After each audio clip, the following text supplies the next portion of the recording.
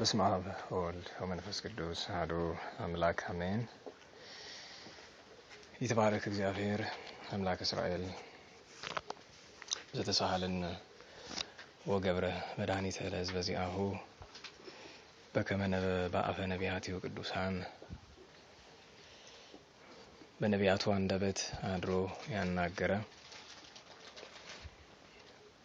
በደሙ የዋጀ ይቅር ያለን መድኃኒትን በረከትን ጸጋን ሀብትን ያደረገልን የአባቶቻችን አምላክ የእስራኤል ፈጣሪ ቸሩ እግዚአብሔር ከዚህ ሰዓት ከዚህ ዕለት ከዚህ ስፍራ ስላደረሰን ከሁሉ አስቀድሞ ስሙ የተመሰገነ ይሁንና ለእናንተም እንደሚገባ በየስማችሁ በየማዕረጋችሁ በአምላካችን በእግዚአብሔር ሰላምታ እንዴት ዋላችሁ?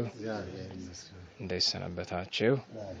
ቸርነቱ ምሕረቱ ይቅርታው የበዛ የአባቶቻችን አምላክ ቸሩ መድኃኔ ዓለም ከባህሪ አባቱ ከአብ ከባህሪ ሕይወቱ ከመንፈስ ቅዱስ ወላዲተ አምላክ ብለን ከምናመሰግናት ከድንግል እናቱ ከወደዳቸው ቅዱሳን ሁሉ ጋር በድጋሚ ስሙ የተመሰገነ ይሁን።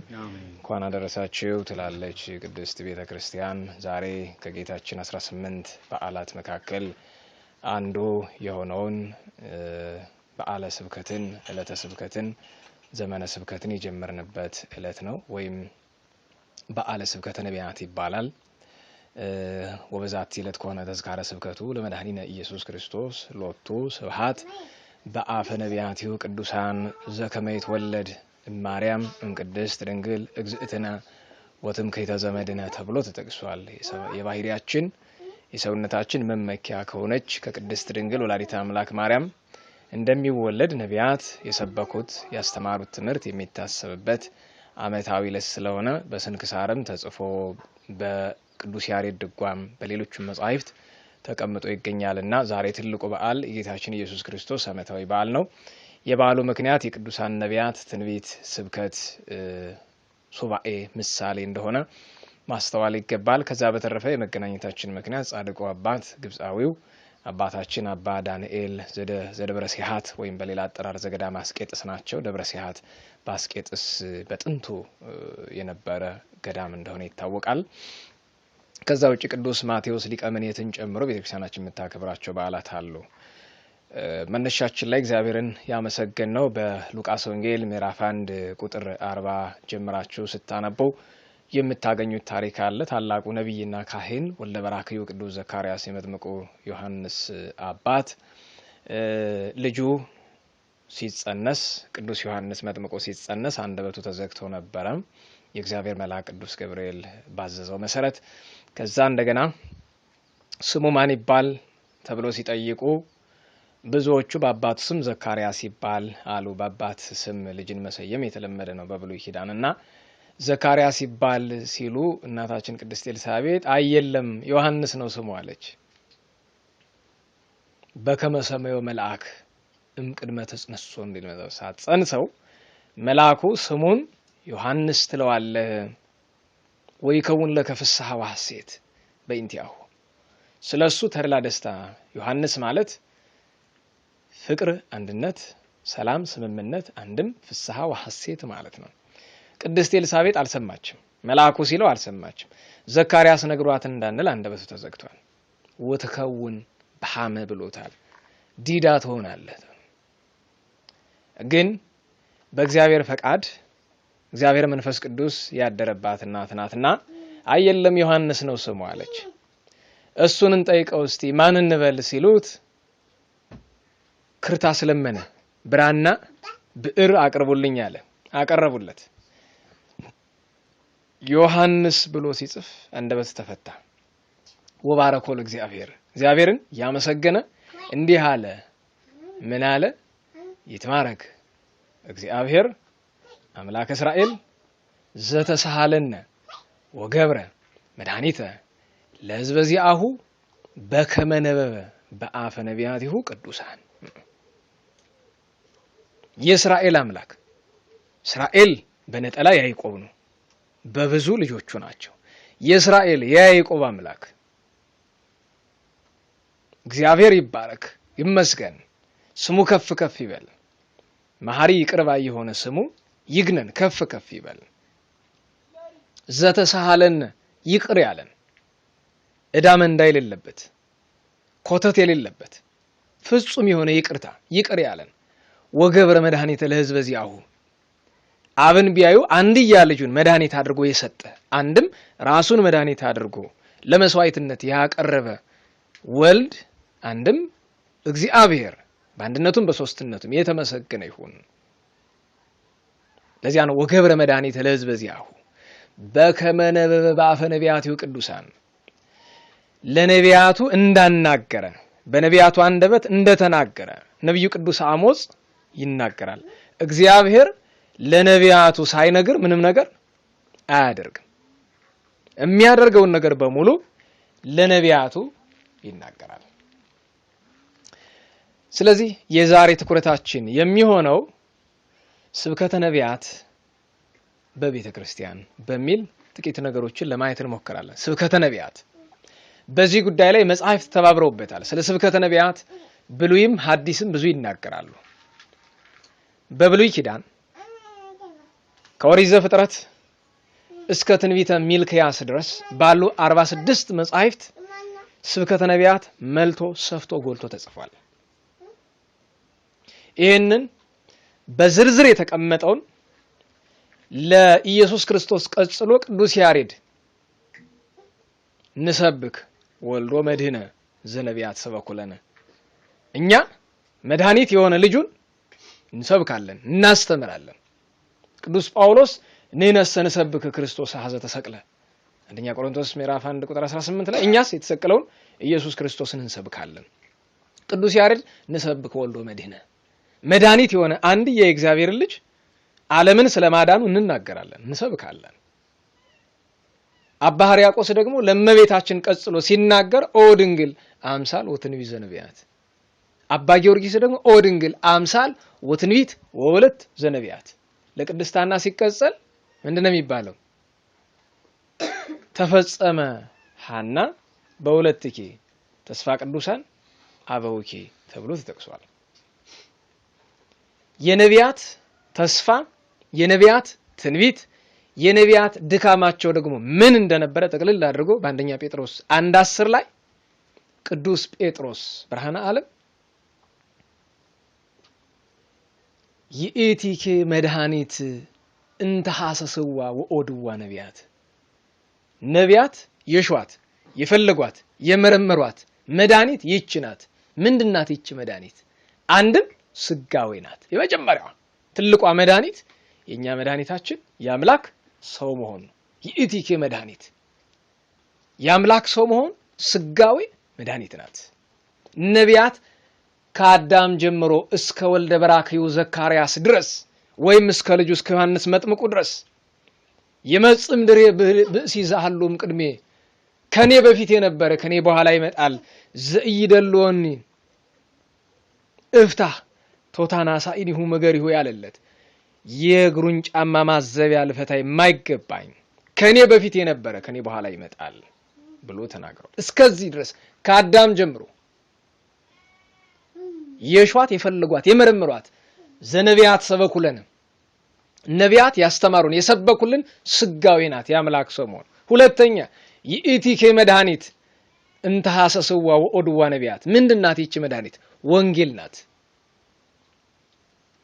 ነቢያት ወንጌል ፍጽም ትጋባቶች ምን ይላሉ መሰላችሁ?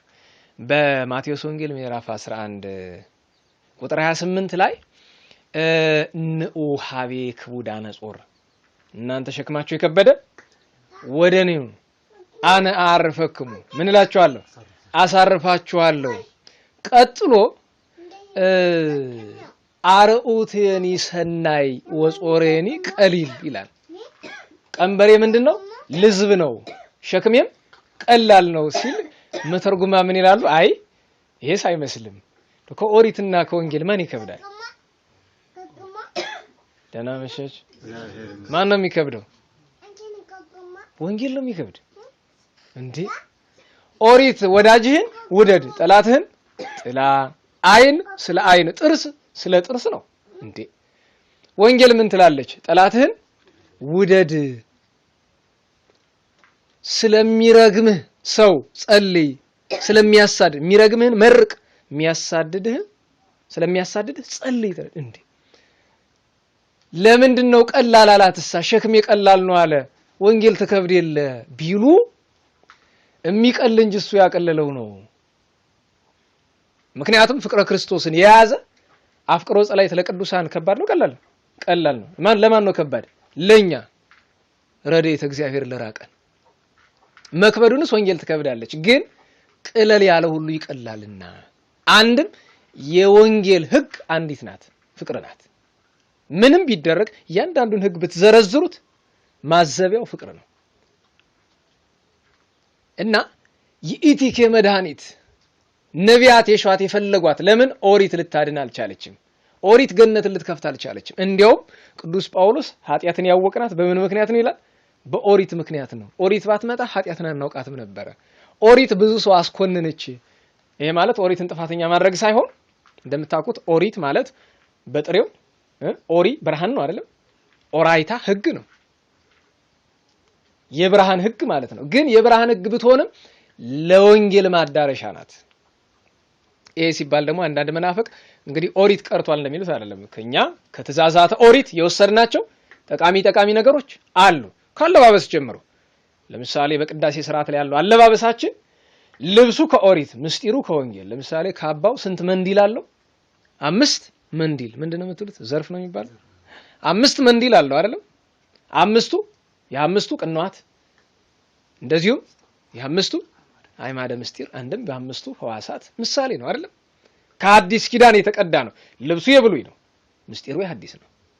ልክ እንደዛ እና ነቢያት ወንጌልን ይሿት ነበረ። ይእቲኬ መድኃኒት እንተ ሐሰስዋ ወኦድዋ ነቢያት ይሿት የፈለጓት መድኃኒት ወንጌል ናት። ሶስተኛ ይእቲኬ መድኃኒት እንተ ሐሰስዋ ወኦድዋ ነቢያት። ይቺ መድኃኒት ምንድናት ትሉኝ እንደሆነ ስጋው ደሙ ናት። አሁን በሐሙስ ውዳሴ ማርያም ላይ ቅዱስ ኤፍሬም ሶርያዊ በእንተ ሔዋን ተአጽኦ ሆሆተ ገነት፣ ገነት የተዘጋ በማን ምክንያት ነው? በሔዋን በእናታችን ምክንያት።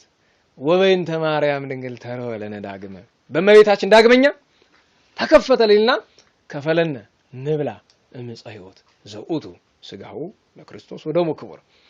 አሁን ጌታችን ተናግሯል። በዮሐንስ ወንጌል ምዕራፍ 6 ቁጥር 54 ጀምሮ ስታነቡት ቁልጭ አድርጎ ተናግሯል።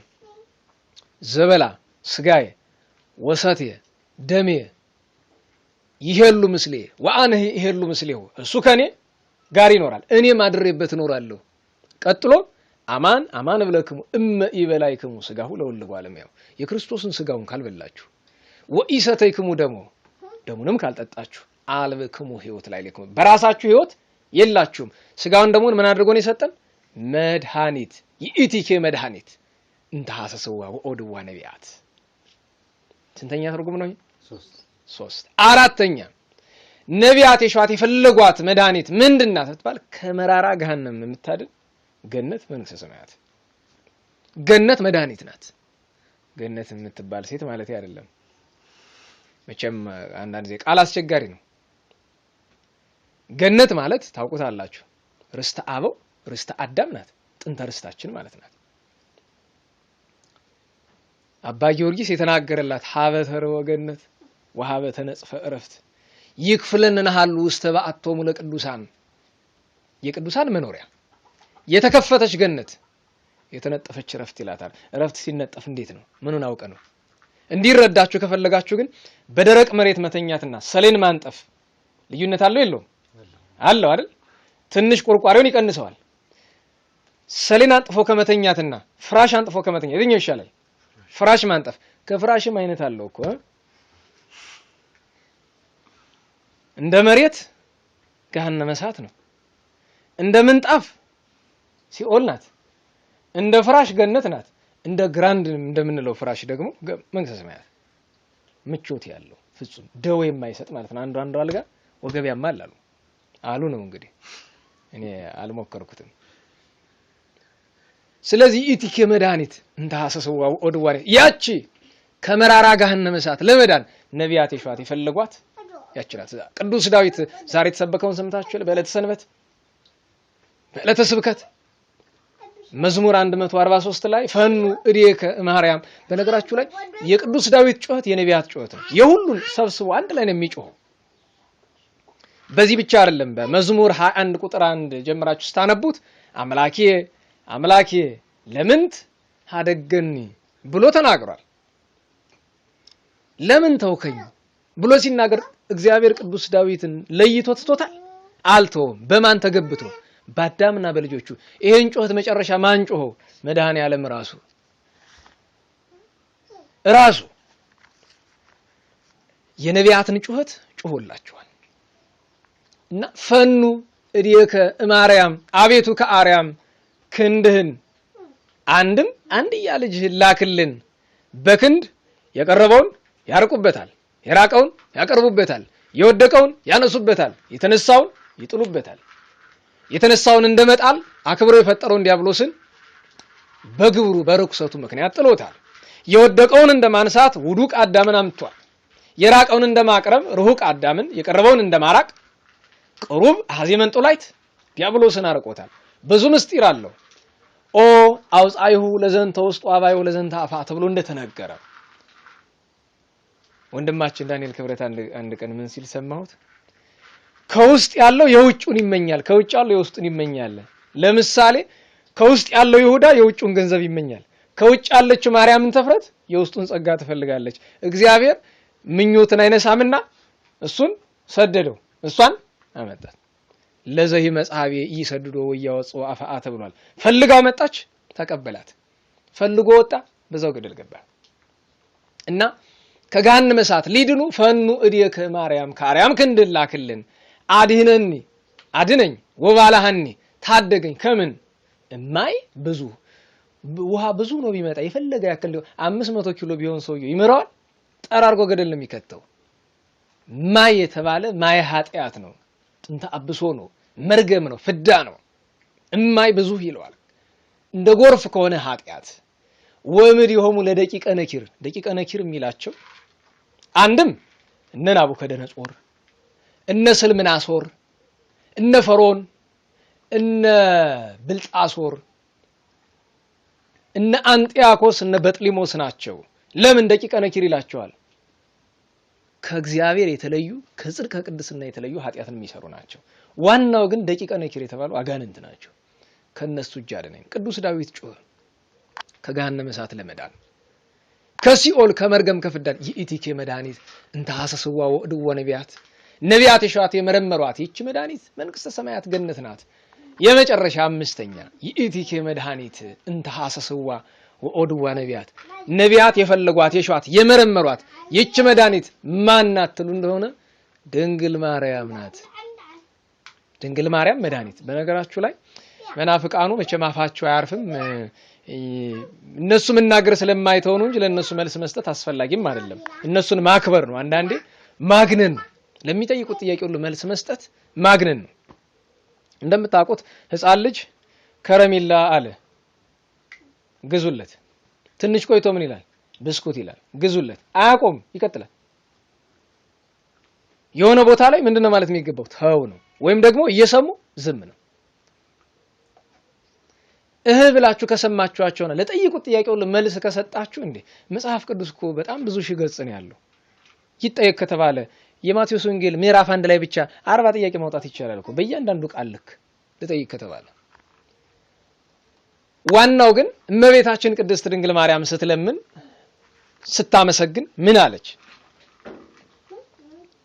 ወተተሐሰይ መንፈሴ በአምላኬ ብሎ ወመድኃኔ ሰውነቴ በመድኃኒቴ በእግዚአብሔር ደስ ይላታል። እና መድኃኒቴ አዎ ለድንግል ማርያም እግዚአብሔር መድኃኒቷ ነው አይደለም ነው። መድኃኒት ሲባል ግን ምንድነው ትርጉሙ ነው ወሳኙ ነገር። መድኃኒት ሲባል እንዴ ባተረጓጎም እንሂድ ከተባለማ በቀጥታ ጌታችን ኢየሱስ ክርስቶስ ለአምላክነቱ የማይመጥኑ የሚመስሉ ነገሮችን ተናግሯል። ሲለምን፣ ሲጸልይ፣ ሲሰግድ፣ ሲራብ፣ ሲጠማ አይተነዋል እኮ። መተርጎም ያለበት አንዳንዴ ቃላት በራሳቸው ሲተረጎሙ ለፈጣሪ ሲሆን ልዩ ትርጉም አለው፣ ለድንግል ማርያም ሲሆን ልዩ ትርጉም አለው። እና መድኃኒቴ ለምን አለችው ቢባል አንድም በእናቷ በሔዋን ገብታ ነው። ደግ ልጅ የእናቷ መዳን የሷ መዳን አይደለም? እናቱ በፍዳ እየተጠበሰች ደስ የሚላት ልጅ ሰይጣን ያደረባት ብቻ ናት። አንድም በዓለም ተገብታ ነው መድኃኒቴ። ምክንያቱም የሰው ልጆችን ወክላ ነው ድንግል ማርያም። ለራሷ ያስተርጉም ከተባለ መድኃኒት ብዙ አይነት ነው። አንዳንዱ መድኃኒት መከላከያ ነው፣ አንዳንዱ መድኃኒት ማዳኛ ነው አይደለም? ለምሳሌ ሰሞኑን በዘመቻ የሚሰጥ ክትባት አለ አይደለም? የማህፀን ጫፍ ካንሰር ክትባት የሚባል ጠቃሚ ነው አይደለም? እግዚአብሔር ይመርምርላቸው። ምክንያቱም ጆሮአችን በብዙ መረጃ ይማጥናል። ለምሳሌ እኔ ብዙ ጥናቶችን አይቻለሁ በጣም ጎጂ እንደሆነ የሚናገር። አንዳንዶቹም ያን ከወሰዱት መካከል ህይወታቸው ያለፋል፣ የታመሙ አሉ፣ የመከኑ አሉ፣ ብዙ ነገር አለ። እንግዲህ የክትባቱን ነገር ልተው ርዕሰ ጉዳይ ስላልሆነ፣ ግን ክትባት ማለት ለታመመ ሰው ነው የሚሰጠው። ለናላች እንግዲህ የህፃኑ ጩኸት የተፈጥሮ ጩኸት ነው፣ እሱን መንቻል ነው አይደለም? በዚህ ደግሞ መኖር አለበት የግድ። ባለፈው ተናግሬያለሁ፣ ጌታችን ተናግሯል። ህፃናት ይመጡ ዘንድ መከልከል ጥሩ አይደለም። እነሱ ይረብሻሉ ተብሎ ከጉባኤ ከሚወጡ እዚያው ጉባኤ ሆኖ ቢረብሹ ነው የሚሻለው ብለናል አይደል? ይሄው ነው የቤተክርስቲያን አስተምህሮ። በጣም ከመጠን በላይ ሲለበሹ ደግሞ ያው የያዘው ሰው በጣም ከአቅም በላይ ከሆነ ይሾልካል ማለት ነው። ትንሽ አባብሎ መልሶ ያመጣል እንጂ ህፃናት በጉባኤ መገኘታቸው እኛ ራሳችንን ነው ማስተማር ያለብን። ከህፃናቱ ጋር ጩኸታቸው ሳይረብሽን ተላምደን መኖር እንዴት እንዳለብን ነው ማስተዋል የሚገባን። ወደዚህ ለፈየው ቦታ አለ እና እመቤታችን መድኃኒት ጌታችንን መድኃኒቴ አለችው። አንስተ ዓለም የሚያገኛቸው ነገር አላገኛትም፣ ጠብቋታል። ከዛ አቀባ ጰራቅሊጦስ እምከርሰ እማ፣ ጰራቅሊጦስ ከእናቷ ማህፀን ጠብቋታል። ቅዱስ ቴዎዶጦስ ዘንቆራ ወይ ረክሰት በምንትኒ እምዘፈጠራ ድንግል በሊናሃ ወድንግል በስጋሃ፣ ገና ከእናቷ ማህፀን ጀምሮ ምንም አይነት አደፍ አልተገኘባትም። ለዚያ ነው ሶባኮ እግዚአብሔር ጸባዖት ለነ አተረፈ ለነ ዘራ ብለን የምንለው። ሰራዊት ጌታ እግዚአብሔር ንጽሕት ዘርን ባያስቀርልን ኖሮ ምንል አልብኪ ነውር ብሎ ቅዱስ ሰሎሞን የተናገረ ምንም የለም። ለምን አባቶቻችን የሚናገሩት ነገር ድንግል ማርያምን የነካ ሁሉ ልጇን ይነካል፣ እሷ ላይ ያለው ሁሉ እሱ ላይ ያርፋል። ምንም ጥያቄ የለውም። እንኳን ለአምላክ ለሰው ልጅ እንኳን ሊቀጸል አይገባም። ድንግል ማርያም መድኃኒታችን ናት። ይሄ ተወደደም ተጠላ መቼም አንዳንዶቹ ድንግል ማርያም መድኃኒት ናት ማለት ኢየሱስ ክርስቶስ መድኃኒት አይደለም ተብሎ ይተረጎማል። አይተረጎምም፣ ሊሆን አይችልም። አንዳንዴ ለምሳሌ እኛ የኢየሱስ ክርስቶስ ሰላም ብቻ ነው የሚያስፈልገን የማንንም ሰላም አንፈልግም ይላሉ። ካልፈለጉ መብታቸው ነው። እኛ መንገዱን እናንተ የቅዱሳንና የድንግል ማርያም ሰላም አያስፈልጓችሁም ሊሉን ግን አይገባም። ጌታችን ተናግሯል። ሰላሜ አሐድግ ለክሙ ወሰላመ አቡየ እሁበክሙ፣ ሰላሜን ተውላችኋለሁ የአባቴን ሰላም እሰጣችኋለሁ ብሏል። ግን ደግሞ በማቴዎስ ወንጌል ምዕራፍ 10 ላይ ሰላማችሁ የሚገባው ሰው ቢኖር በቤቱ ይደር፣ ባይገባው ሰላማችሁ ይመለስላችሁ ተብሏል። የድንግል ማርያም ሰላምታ ደግሞ ጽንስ ሲያዘልል ተመልክተናል። በስንቱ ኢየሱስ ክርስቶስን መድኃኒት ስንለውና ድንግል ማርያምን መድኃኒት ስንል የተለያየ ነው። ይሄን ማወቅ ነው። የእርሱ በባህሪ አምላክነቱ በቤዛነቱ ደሙን አፍሶ ከሶልናል። የሷ መድኃኒትነት ምንድነው ትሉኝ እንደሆነ ስታስቡት ለምሳሌ እስቲ አንድ ከኒና ንገሩኝ። የምታውቁት ከኒና አሞክሳሲሊን። መቼም ፈረንጅም አበሻ መኩል የሚጠቀመው ከኒና እሱ ብቻ ነው፣ በሌላው እንመሳሰልም። ይሄ አሞክሳሲሊን ስታስቡት የተቀመመበት ቦታ አለ። ቅጠልም በሉት ስርም በሉት ግንድም በሉት ማለት ነው። የተወሰደበትን ቦታ ማየት ነው። ቅድም መድኃኒት ስንል ስጋውን ደግሞ ጠቅሰናል አይደል? መድኃኒታችን ስጋው ደግሞ ነው። ስጋው ማን? እንዴት ዋላችሁ? ስጋው ማን ነው? ከማን የተወሰደ? ከእመቤታችን። እንዴ ደሙ ማን ነው? የእሷ። ማን ተዋሂዶት? መለኮት። ለዚያ እኮ ነው መድኃኒት ምንላት። መድኃኒት ጥንተ መድኃኒት እንላታለን። ለዚያ ነው ይእቲኬ መድኃኒት እንተ ሐሰስዋ ወኦዱዋ ነቢያት የሸዋት የመረመሯት። እንዲያውም አበው አንዳንድ የጉባኤ ላይ አበው ሲናገሩ በጣም ይራቀቃሉ። መንፈሳዊ መራቀቅ ይሉታል። ቅዱስ ሶሎሞን ብዙ ነቢያት ከፈለጓት በኋላ ቅዱስ ሶሎሞን መልኳን ለማየት ትንሽ ታደለ እመቤታችንና ምን ብሎ ጠየቀ?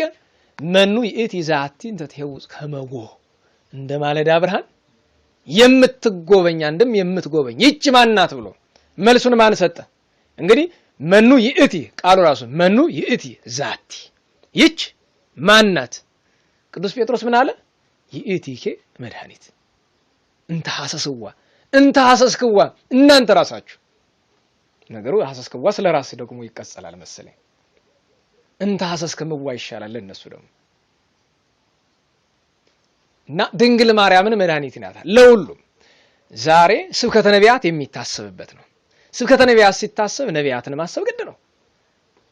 ነቢያትን ስናስብ ደግሞ በዚህ ዘመን ያሉ ቆሻሻ ነቢይንን ባዮችንም መጥቀስ ጥሩ ነው። ብዙ ሰው እየደወለ እሪ ይላል። ኧረ እባካችሁ በዚህ ጉዳይ ትምህርት ሰጡ። ምኑን ትምህርት እንስጥ? ደቃቃ ጨዋታን የሚጫወቱበት ሰውን ታውቃላችሁ። እኔ ሁሉ ጊዜ የማኒና የዚህ ዘመን ፕሮቴስታንቶች ስራ ተመሳሳይ ነው። ማኒ አህያ ጠፋብኝ ብሎ መናፈቆን አይደል? እንደውም እግዚአብሔር አያስፈልግም አለ። መብቱ ነው። ማን ነው መብቱን የሰጠው? እኛ ነን? እግዚአብሔር ነው። አያስፈልግም ማለት መብቱ ነው። ለወጡ ስብሐት እንግዲህ አያስፈልግም ብሎ ግን አልቀረም። እንደገና አማረው ተመልሶ ባህታዊ ነኝ እንዳይል አያዋጣውም። ስለዚህ የነበረው አማራጭ ምንድነው? ሐዋርያ ነኝ አለ። ምን ትንሽ ቆይቶ አላረከውም። በነገራችሁ ላይ በመንፈሳዊ ብቻ ሳይሆን በስጋዊ ነገር የሆነ ቦታ ላይ እርኩስ ስሩበት። አንዳንድ ሰው ዲግሪ ይዛል። ምንም ሙያ ሳይሰራ ሁለተኛ ዲግሪ ያምረዋል፣ ይይዘዋል። ምንም አይሰራበትም፣ ሶስተኛ ያምረዋል። ምንም በዚህ ዘመን የሚገርማችሁ ዲግሪ ያለው ሰው ኢትዮጵያ ውስጥ በሚሊዮን ነው አይደለም? ይቺ ሀገር ግን በእውነት ዲግሪ ከሚይዝ ሁሉ ሰው ድንጋይ መፍለጥ ኮብልስቶን መስራት ቢማር ይችላል። እኔ እውነቴን ድሮ ተሳስተን እኮ ነው እንዴት ዲግሪ ይዞ ኮብልስቶን መጥረብ የሚያስችል ዕውቀት ወዴት አለና ሲጀመር እሱም እኮ ሙያ ነው። የእውነት ዩኒቨርሲቲ ገብቶ ከሚመረቅ ኮብልስቶን ቢጠርብ ነው የሚሻለው። ያማን ደግሞ ያ ነው። ድንገት ያን ሲጠርብ ጭንቅላቱ አብሮ ይጠረብለት እንደሆነ በቤተክርስቲያን እኮ የተጠረበ ነገር ክቡር ነው። ቤተክርስቲያን ላይ ምሳሌ ሲመሰል ተጠርበው ተልገው የሚቀመጡ እንጨቶች በልዩነት የሰማዕታት ምሳሌ ናቸው። ለምን? ምሳሌ ያረፈባቸው ናቸው። በጣም ከብዙ በላይ ተፈትነው የሚመጡ እነሱ ናቸው እና ድንጋዮቹ ናቸው። ለዚያ ነው እሱን ማሰብ ግድ ይላል፣ ማስተዋል ግድ ይላል። እና ይሄ ሰው ሐዋርያነት አላረከውም። ነብይ ነኝ ብል ይሻለኛል ብሎ ነብይ ነኝ አለ። ሊያረከው አልቻለም። ትንሽ ከፍ ልበልሎ እኔ ነኝ መሲህ ክርስቶስ አለ። ይሄም አላረከው። በሱ ቤት ከመሲህ ከክርስቶስ ማን ይበልጣል? ጳራቅሊጦስ መንፈስ ቅዱስ ብሎ አሰበ። ለቱ ሰባል መንፈስ ቅዱስ ነኝ አለ። አሁን በዛ አባቶቻችን የሚናገሩት ነገር አለ። አሁን በዛ ይላሉ። መንገድ ላይ አንዱ ክርስቲያን እየሄደ ና ብሏል አንዱ ሽፍታ። ይሄ ተዘራፊው ጉልበተኛ ነው፣ ኃይለኛ ነው፣ ግን ወንጌል ላይ ተምሯል። መደረቢያ ያለ የሚለምን መጎናጸፊያ ያለ የሚለምን መደረቢያ ጨምርለት ብሎ ጥምጥምህን አምጣ ሰጠው። ኩታ አንድ ገም ሰጠው። አምጣ ይሄ ጁባ ነው የሚባል ኮት ነው የሚለው ስፍ ኩታ ይባላል በእኛ ሰጠው። ሱሪ አምጣ ሰጠው። ቀምሻ አምጣ ሰጠው። ምን ቀረች? ሙታንታ አምጣ እሷን አረ እቺን ቢያንስ ተወኝ ብሏል። አምጣ አልበዛም አለ። እንግዲህ ወንጌል አቆመ። እዚህ ሰምታችሁት ይሆናል። እዚህ በፊትም ስማ ፈርቼ መስሎ ነው እኔ እኮ ወንጌል ግፈጽም ብዬ ነው ብሎ በጥፊ ብሎ እሱን ጥሎ ቀማምቶ ልብሱን ሄደ። እንደ ክርስትና ስትመለከቱት ኋላ ሄዶ ምን አለ ይባላል? አረ ወንጌል አስፈጅታኝ ነበር እንደው ዳዊት ደርሶ አተረፈኝ እንጂ። መቼም ያው አንዳንድ ጊዜ ዳዊት ለሁሉም ይሆናል። ቀጥቅጥም ይላል ማረም ይላል። ዳዊት ጥሩ ነው ያተረፋል። በዛ ማለት አንዳንዴ ጥሩ ነው። በዛ ላይ ፋርሱ ንጉስ እግዚአብሔርም በዛ አለ። ከነ ህይወቱ ነው ዝቅዝቆ የሰቀለውና ከሁለት ሰንጥቆ የገደለው ማለት። የዚህ ዘመን ሰዎች ደግሞ ታስታውሱ ከሆነ ጴንጤዎች መጀመሪያ ምንድነው የተባሉት? ፓስተር ብዙ እንትን አለባቸው፣ ቀለል አለባቸው መሰል ፓስተር መባሉ። ትንሽ ቆይቶ ምን አሉ? የወንጌል አገልጋይ ተባሉ። ትንሽ ቆይተው ሐዋርያው ገሌ ተባሉ። እሱም ቀለለባቸው። አሁን ማን ተባሉ? ነብዩ ገሌ። እኔ ነብይ ነው ብሎ የዚህን ዘመን ቆሻሻ የሚከተል ሰው ራሱ ከዛ ያልተሻለ ቆሻሻ ጭንቅላት ያለው ሰው በእኛም ቤት እኮ ሞልቷል። ተደጋጋሚ እናገራለን። እንደዚህ በማጥመቅ ስም፣ በባህታዊነት ስም፣ በሰባኪ በዘማሪነት ስም ብዙ የማይገቡ ነገሮች ይሰራሉ። እንናገረው ብንል ብዙ መናገር እንችላለን። ተናግረው ትርፍ የለውም በሚል ነው የምንተው። እና ነቢያት ማን ናቸው ሲባሉ ነቢያት ማለት መንፈስ እግዚአብሔር ያደረባቸው ለትንቢት የተመረጡ አልፎ የተሰወረውን ወደፊት የሚመጣውን የሚያውቁ ናቸው። ስንከፍላቸው በአረፍተ ዘመን ይከፈላሉ። አበው ነቢያት ወይም በአረፍተ ዘመን ከተከፈሉ ከአዳም እስከ አብርሃም፣ ከአብርሃም እስከ ሙሴ፣ ከሙሴ እስከ ዳዊት፣ ከዳዊት እስከ ክርስቶስ የሚባል አከፋፈል አለ። በተአምረ ማርያም የተገኘ አከፋፈል ነው ይሄ። እመቤታችንን ሲነግራት ማዳም እስከ አብርሃም ወማብርሃም እስከ ሙሴ ወሙሴ እስከ ዳዊት ወልደ እሴይ በብዙ አምሳል አስተራየት ብሎ ይሄ አንድ አከፋፈል ነው። በሌላ አከፋፈል የዘመነ ኦሪት ነቢያት የሚባሉ አሉ። የዘመነ አበው ነቢያት። ዘመነ አበውና ዘመነ ኦሪት ማለት ሙሴ ነው መካከሉ። ከሙሴ ወደ ላይ እስከ አዳም ዘመነ አበው፣ ከሙሴ ወደ ታች እስከ መድኃኒታችን ዘመነ ኦሪት ይባላል። አንድም የዘመነ አበው ነቢያት አንድ ወገን፣ የዘመነ መሳፍንት ሌላ ወገን፣ የዘመነ ነገስት የዘመነ ካህናት።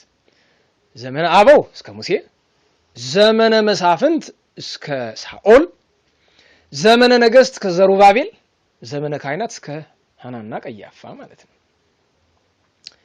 ከዛ ውጪ ነቢያት በቁጥርም ይለያሉ። ለምሳሌ አበይት ነቢያት የሚባሉ አሉ። አበይት ነቢያት 4፣ ደቂቀ ነቢያት 12፣ ካልአን ነቢያት የሚባሉ አሉ። 10ቱ 5ቱ አበው ነቢያት የሚባሉ አሉ። 15ቱ አበው ነቢያት ከአዳም እስከ ነብዩ ቅዱስ ዳዊት ያሉት ናቸው። ካልአን ወይም ውጿን ሙህልቁ የሚባሉ በተደጋጋሚ ይህን ትምህርት ስለ ነቢያት ተመራችሁታል አለ። በከተማም ተከፋፍለው ተቀምጠዋል። አባ ጊዮርጊስ እንዳስቀመጠልን በሰዓታት ንኢ ላይ ንኢ ሀቤ ኦ ድንግል ምስለ ኩሎሙ ነቢያተ ይሁዳ ወሰማርያ ወባቢሎን። ስንት ከተማ ጠቀሰልን? 3። የይሁዳ ነቢያት ማለት በሁለቱ ነገር ላይ የተነሱ ነቢያት ናቸው። የሰማርያ ማለት በ10ሩ ነገር ነው። የባቢሎን ነቢያት ማለት በስደቱ በመከራው ዘመን የተነሱ ነቢያት ናቸው። እነዚህ ቅዱሳን ነቢያት እንዴት ያሉ ናቸው ከተባለ ብርሃነ ዓለም ቅዱስ ጳውሎስም ጌታችንም ደጋግመው ተናግረዋል። በነቢያት መሰረት ላይ ታንጻችኋል ተብሏል። መሰረቶቹ ነቢያት ናቸው። መሰረቶቹ ነቢያት ናቸው። ጌታችን ክብራቸውን ሲገልጥ በዮሐንስ ወንጌል ምዕራፍ 4 ቁጥር 36 ላይ ወዝንቱ ነገር ቃለ ጽድቅ ከመካለ ዘይዘር ወካለ ዘይአር። ይሄ ነገር እውነት ነው።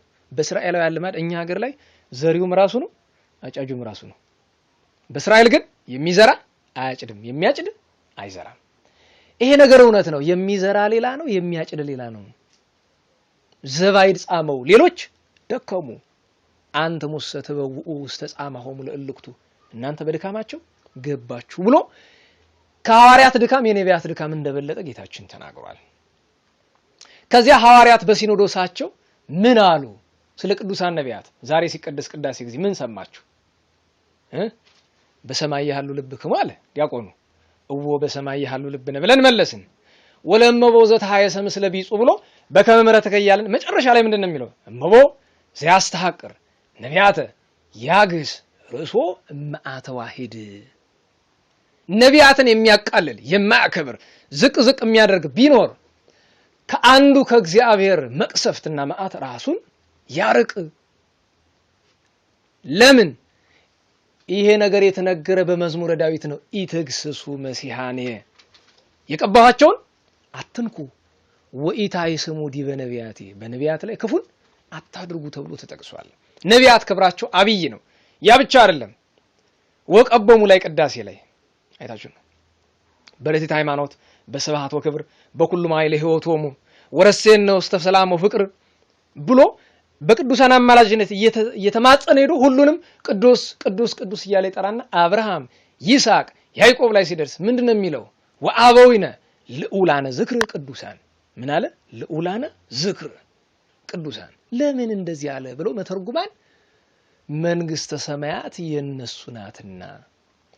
ቅዱሳን ሁሉ ሲበቁ ምንድን ናቸው? ጌታችን በአብርሃም በይስሐቅ በያዕቆብ ጎን አስቀምጣቸዋለሁ ነው የሚባለው። መንግስተ ሰማያት የነሱ ርስት ናት፣ የነቢያት ርስት ናት። እግዚአብሔር ለነቢያቱ ምን አደረገ?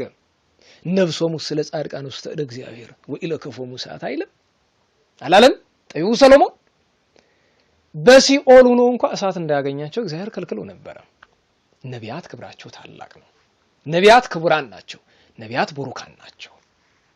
ታዲያ ስለ ነቢያት ካነሳን ማጠቃለያችን ጌታችን ያስተማረው አባ ሕርያቆስ የተነተነው ናጥሪ ነው። አጥሪ ምንድነው? ገንዘብ አደረገ። ናጥሪ እንከ ትሕትና ዘምስለ ንጽሕና። ነቢያት ምን ነበራቸው? ትሕትና፣ እንደገና ንጽሕና። እስመ በአንጽሖ መንፈስ ርዕዩ ወነቢያት ለእግዚአብሔር ወተናጸሩ ገጸ በገጽ። ነቢያት እግዚአብሔርን አይተውታል፣ ፊት ለፊትም ተያይተዋል። ጌታችን ተናግሮ የለ በማቴዎስ ወንጌል ምዕራፍ 5 አንቀጸ ብፁዓን ልባቸው ንጹህ የሆነ ብፁዓን ናቸው። ማንን ያዩታል? እግዚአብሔርን ያዩታል። እግዚአብሔርን ማየት የማይመኝም የለም። ከሃዲውም እንኳን ሊያዩ ይፈልጋል። እንዴ ምን አይነት ይሆኑ ብሎ ማለት ነው። የነቢያት ሀብታቸው ይሄ ነው፣ እግዚአብሔርን ማየት እና ነቢያትን ማክበር ይገባል። ዛሬ ዕለቱ ጥሩ ነው። ዕለተ ስብከት ነው፣ ስብከተ ነቢያት ነው። ይህንን ማሰብ ይገባል። ማጠቃለያችን የምትሆነው ለዚህ ለስብከተ ነቢያት ቅዱስ ያሬድ የተናገረው ነው። ዘነቢያት ሰበክዎ ወሐዋርያት ተለው አሰሩ። ነቢያት የሰበኩለትን የተናገሩለትን ሐዋርያት ፍለጋውን ጎዳናውን ተከተሉ። ለዚያ ነው ጌታችን ተማሃሩ ምኔ ከኔ ተማሩ ብሏል በማቴዎስ ወንጌል ቅድም በተጠቀስ ነው 11:28 ላይ። እግዚአብሔር ሀብተ ነቢያትን፣ በረከተ ነቢያትን፣ ጸጋ ነቢያትን፣ ክብረ ነቢያትን፣ ረድኤተ ነቢያትን በሁላችን ላይ ያሳድርብን። አሜን። ሁለተኛ የመገናኘታችን ምክንያት ታላቁ የገዳመ አስቄጥስ የደብረ ሲሃት ኮከብ አባ ዳንኤል መጽሐፍ ስለ ቅዱሳን በጣም ብዙ ይላል። በተለይ ጌታችን በዮሐንስ ወንጌል የእግዚአብሔር ቃል የወረደላቸው አማልክት ተብለዋል ይላል። እኔ በተደጋጋሚ መቼም ስለ አምላክነት ሲነሳ እግዚአብሔር ለአምላክነቱ እንኳን ሳይሳሳ ሰጥቷቸዋል። ከቸርነቱ የተነሳ እነርሱ ለእርሱ ፍቅር ይሳሳሉ፣ እሱ ለነሱ ክብር ይሳሳል። አባቶቻችን እንደው ምን ይላሉ መሰላችሁ? እግዚአብሔር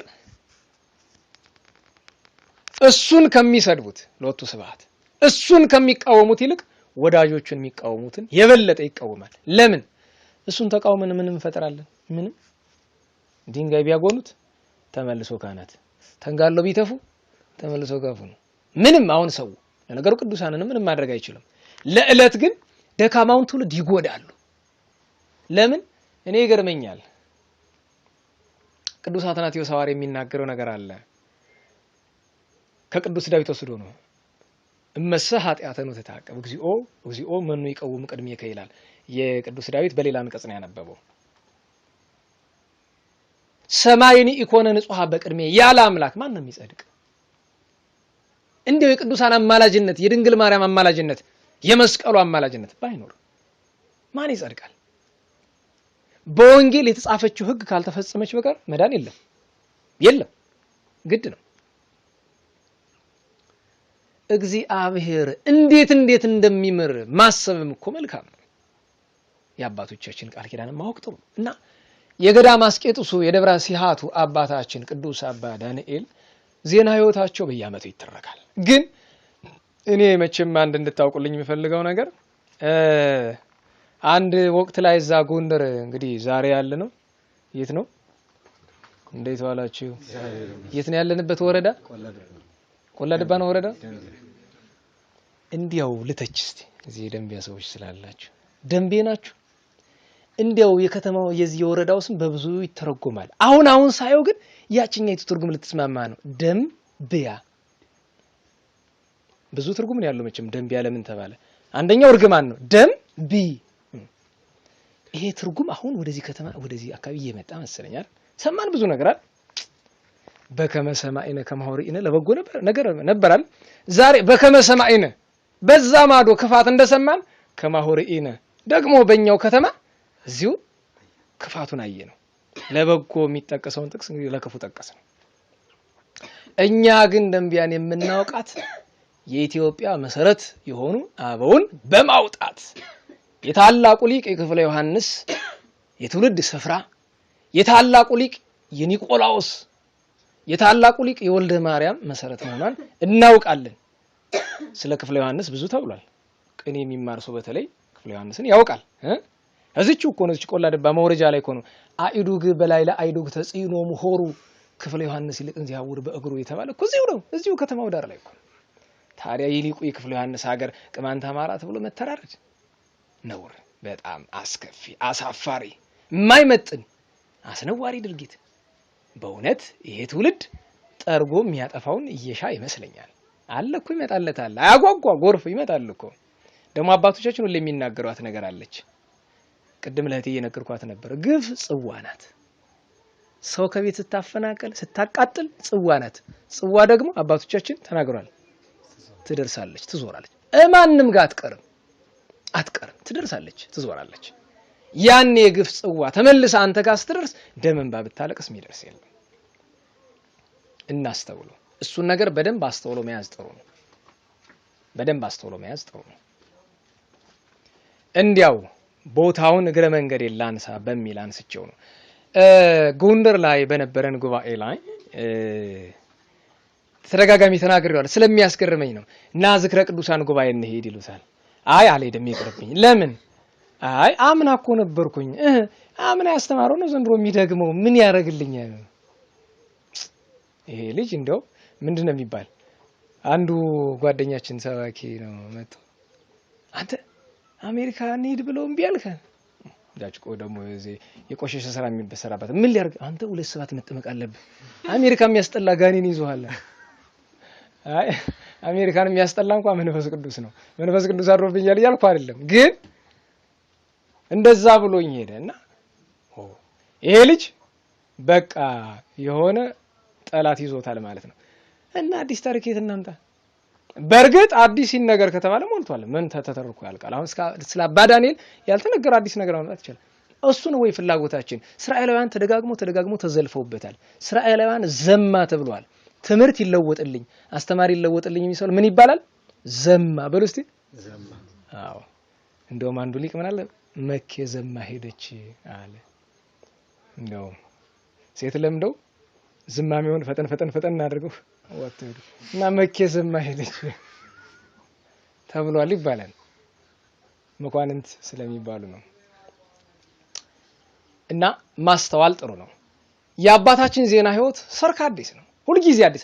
ለምን?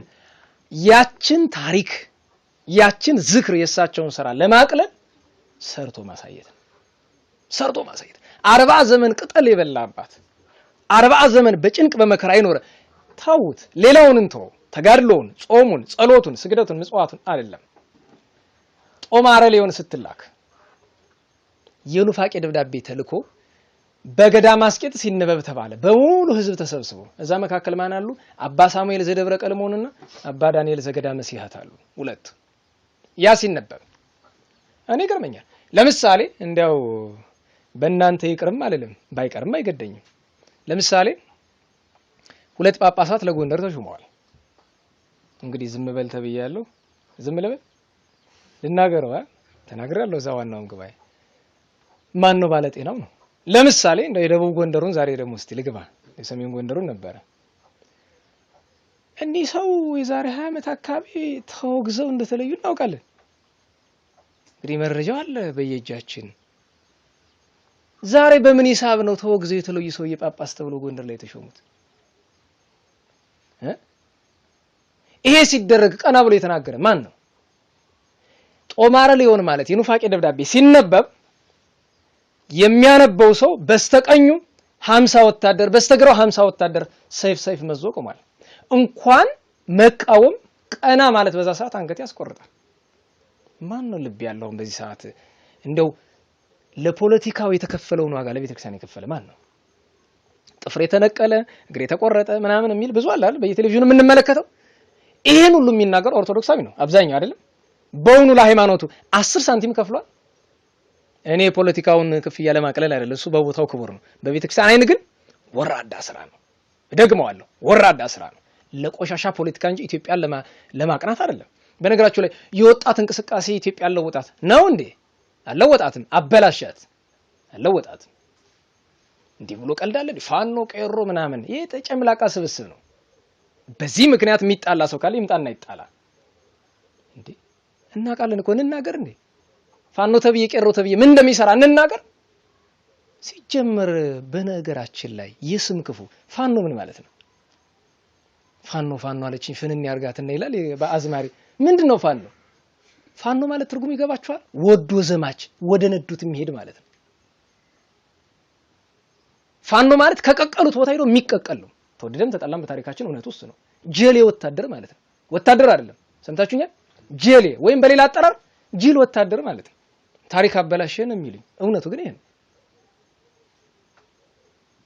ማሰብ ግድ ይላል ማስተዋል እንደ እውነቱ ለሀገር ዋጋ መክፈል ማለት ይሄ ነው አይደለም አባቶቻችን ምን አደረጉ አባ ዳንኤል ዘገዳመ ሲያት እና አባ ሳሙኤል ዘቀልሞን ያደብዳቤ ሲነበብ ሰይፍ አለ ስንት ነገር አለ አባ ሳሙኤል ብድግ ብሎ ተነስተው አንዱን ደብዳቤ ቀሙትና ቀዳደዱት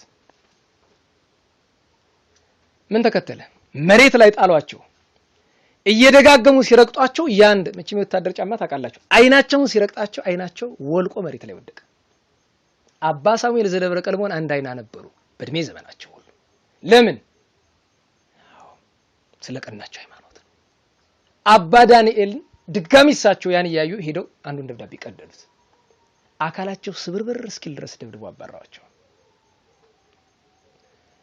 የቅዱሳን የአበው ዜና ህይወት የሚነገረን ማድነቅ ስላለብን ነው አሁን አንዳንዴ ይሄ ግልጹን መነጋገር አንዳንዴ ጥሩ ነው ለምን ያለ ስማቸው ስም እየሰጠን ማግነን በዚህ ዘመን ያለውን ሰው ምንም ሳይሰሩ ምንም አልሰሩ አመጽ ብርቅ ነው እንዴ እስኪ አመጽ ለውጥ ያመጣበትን ሀገር አረ የኢትዮጵያችን ታሪክ ተመልከቱት የ1953 አመጽ ምን አመጣ ምንም ሞት ነው ያመጣው የ1966 አመጽ ምን አመጣ ሞት ነው እቺን ሀገር የገደላት ያመጽ ነው የ1983 አመጽ ምን አመጣ ሞት ነው ያመጣው ሀገር መሸንሸን ያመጣው ያሁን የ2006 2007 2008 በሉት አመጽ ምን አመጣ ዶክተር እንትና ስለተሾመ እቺ ሀገር በቃ ሰላም ሆነች አለቀ ምን ታቆታላችሁ ሲጀመር እሱ ማስተዋል ጥሩ ነው ያባቶቻችን ግን ተፈትኖ ተለቅቶ ታውቆ መድኃኒትነቱ ተለይቶ ሳይድ ኢፌክት ያለው መድኃኒት አይደለም ያባቶቻችን መርዝ ነው እያንዳንዱ ከኒና በዚህ ዘመን መርዝ የሌለው ከኒና የለም ሁሉም ከኒና መርዝ ነው ይታወቃል አንዱን ነገር አይደል ሌላውን ነገር ይጎዳዋል አባታችን አባ ዳንኤልን አባታችን አባ ማቴዎስ ሊቀ ምኔትን ሌሎቹንም ቅዱሳን የምናከብራቸው ተፈትኖ ያለፈ መንፈስ ቅዱስ ብቻ ገንዘብ ይሆነለት ሲፈተኑም እንኳን ለምሳሌ አባ ዳንኤልና አውሎጊስ ታሪክ አላል ቀደም ጸሎት ላይ ምን አለን ሶበሰአለ ሀቤኪ እንዘ ስመኪ ሰሚ በእንተ አውሎጊስ ማህመሚ አይጋረ ክርስቶስ ሎቱን ዘተሰሚ በከማድሃኒኪ ነፍሰ ዳንኤል ቀዳሚ አድኖት የማርያም ደግሚ አባ ዳንኤል ከገዳማቸው ወጥተው ከተማ ሲገቡ ብዙ ሰው ገፋቸው አንድ ሰው ተቀበላቸው ሀብታሞቹ አናሳደርም አሏቸው ደሃው አውሎጊስ ተቀበላቸው ይሄ ሰው ድንጋይ ጠራቢ ነው ኮብልስቶን ጠራቢ ነው እንደዚህ ነው ድንጋይ ጠራቢ ነው ድንጋይ ጠርቦ የሚያገኛትን ገንዘብ ለራቱ አትርፎ ለእንግዳና ለኔቢጤ ነው የሚሰጥ እና ማታ ላይ የጸለዩ ምን አሉ እንግድነት ተቀብሏቸው ጌታዬ ሆይ ይሄን ደግ ሰው ለምን ደሃ አደረከው ሀብታም ቢሆን እኮ ስንት እንግዳ ይቀበል ነበር ምን አሉ በማን ስራ ገቡ እንግዲህ ከቅድስና በኋላም ሰው ናቸው ስተታቸው ተጽፏል እንድንማርበት ወኩሉ ዘተጽፈ ለተግሳጽ ዚአነ ተጽፈ የተጻፈው ሁሉ ለኛ ተግሳጽ ነው እንጂ መጽሐፍ አባ ዳንኤልን ለመውቀስ አይደለም ያን የጻፈው የቅዱስ ዳዊት የቅዱስ ጴጥሮስ የአባታችን ያዳም የሌሎቹም ያቺ ሰባዊ ድካማቸው የተጻፈች እኛ እንድንማር ነው እንጂ እንድንወቅሳቸው አይደለም ማረነ ነው እኛ እነሱን የምንወቅስ አረተውና እንኳን ቅዱሳኑን አንተ ወንድምህን ባልንጀራን ለመንቀፍ ምን መብት አለ ምን ሳቀም አለ የለም እኮ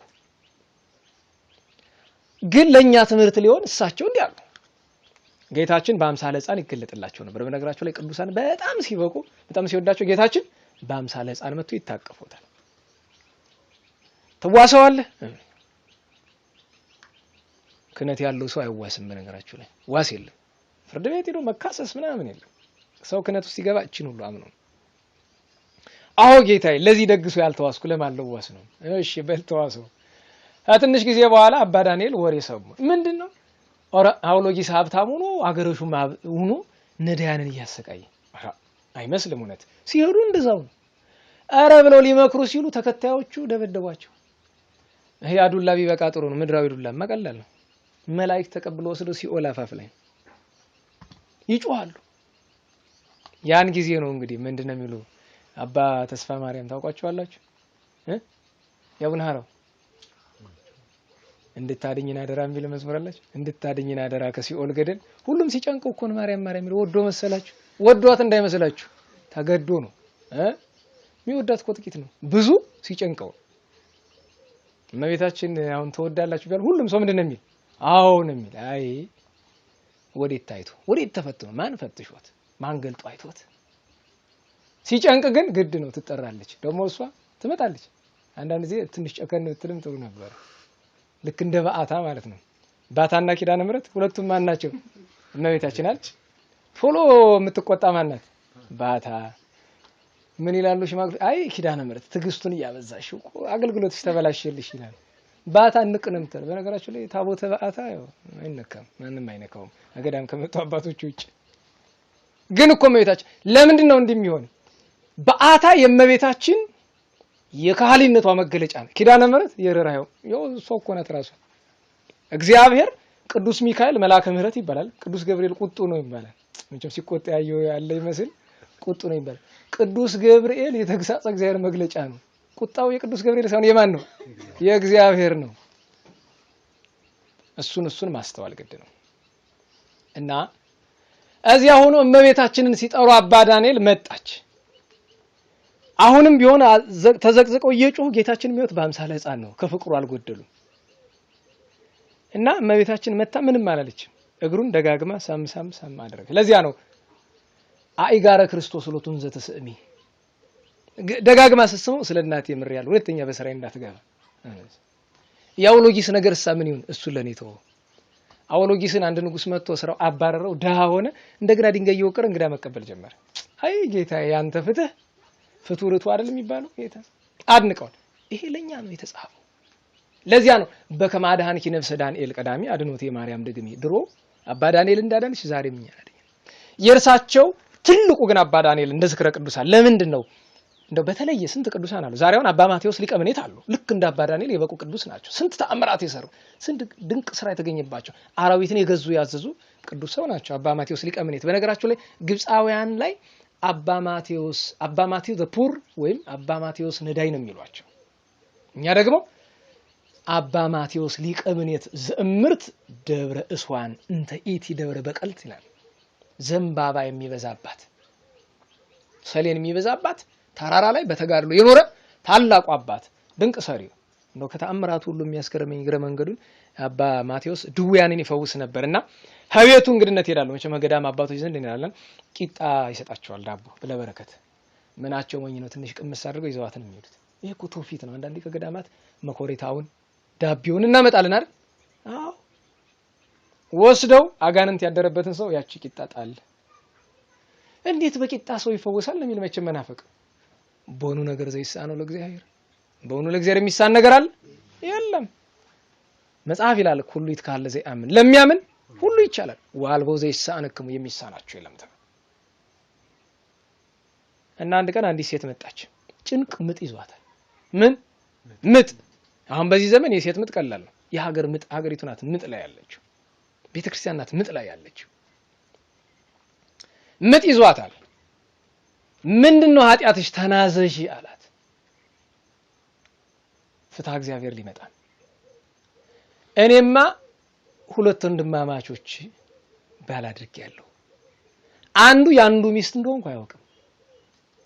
ከሁለቱ ጋር በተለያየ ቀን አንዱ ጋር ዛሬ አድራለሁ፣ ነገ አንዱ ጋር። ኋላ ጸነስኩኝ። ጽንሱን አስወጥቼ ለውሻ ሰጠሁት። ቀና ብሎ ጉንብስ ሲሉ የለች። መሬት ተከፍታ ዋጠቻት። እዚያው ላይ ፍትሐ እግዚአብሔር። በነገራችሁ ላይ የዓለም የመጨረሻው ግፍ የእናት በልጅ ላይ መጨከን። እግዚአብሔር በገድለ አባ ለትጹን የዋህ እንደምታዩት አባ ለትጹን 5 ጊዜ ሞቶ የለመኑለት ያ ነፍስ ትልቁ ኃጢያት ምን ነበረ? በእናቱ ማህፀን የነበረውን ጽንስ አውጥቶ በመግደሉ ነው። አንድም በስጋው ደግሞ በሚጫወቱ 2 ነው። ጌታችን አልምረውም አለ። መጨረሻ ላይ አባ ለትጹን እኔንም አብረ ሲኦል አስገባኝ ሲለው አንተ ሲኦል አትገባም ያችን ነፍስ አምጣልኝ ብሎ ቅዱስ ሚካኤልን እጁ ላይ እሽት አድርጎ ብሎ ትቢያ ያደርጋት ወኮነት ከመዘኢ ተፈጥረት ስለ ወዳጆቹ ሲል እና አባ ማቴዎስ ሊቀ ምኔት ዛሬ እናከብራቸዋለን። ለምን የአባ ዳንኤል ለየት ያለ? አባ ዳንኤል ተጋድሎ ብቻ አይደለም፣ ሃይማኖት ብቻ አይደለም፣ ሐዋርያነት ብቻ አይደለም፣ ስብከት ብቻ አይደለም።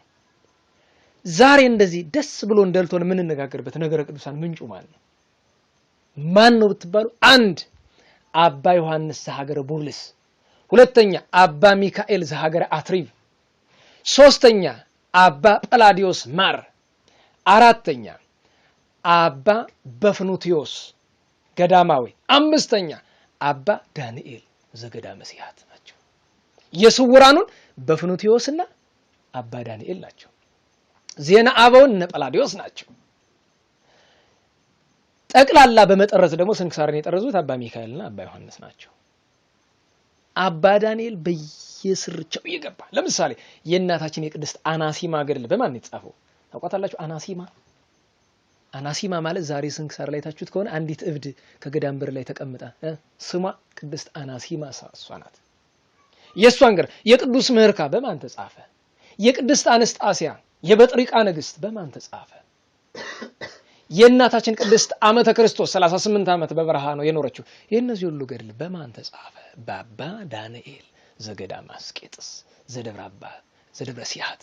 የደብረ አባ መቃርስ የታላቁ መቃርዮስ ልጅ ናቸው። ታላቁ ጻድቅ እናከብራቸዋለን፣ እንወዳቸዋለን። የፈለገ አክብር ይጠቀም። እኛም ከጎንደር ለቀን ደንቢያ መውረዳችን ምክንያት እሳቸው፣ እዚህም የተዘጋጀው ዝግጅት ምክንያት እሳቸው ናቸው። ድሮ አንድም ነበርን 2ም ነበርን፣ ዛሬ ትንሽ በስተናል፣ ወደፊት ምን በዛ ይሆናል ወይ እናንስም ይሆናል። አይጨንቀንም። እኛን የሚጨንቀን እኛ ከፍቅራቸው እንዳንጎደል ብቻ ነው። እንኳን ቅዱሳንን እርስ በርስ መዋደድ ስንት ዋጋ አለው እና ይህንን ማስተዋል ይገባል።